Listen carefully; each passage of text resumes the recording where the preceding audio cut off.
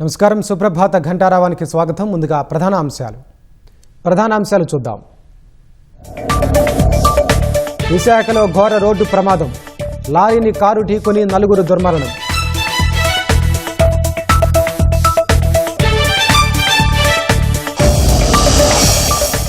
August 1న ప్రధాని మోదీతో Bhogapuram airport ప్రారంభం, ఉత్తరాంధ్రకు మణిహారంగా నిలుస్తుందన్న సీఎం.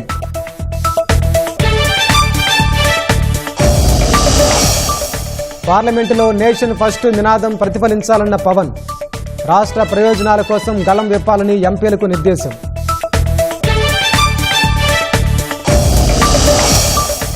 కోవిడ్ కేసులకు ఒమిక్రాన్ RF5 వేరియంట్ కారణం, ప్రమాదకరం అనడానికి ఆధారాలు లేవన్న ఆరోగ్య శాఖ.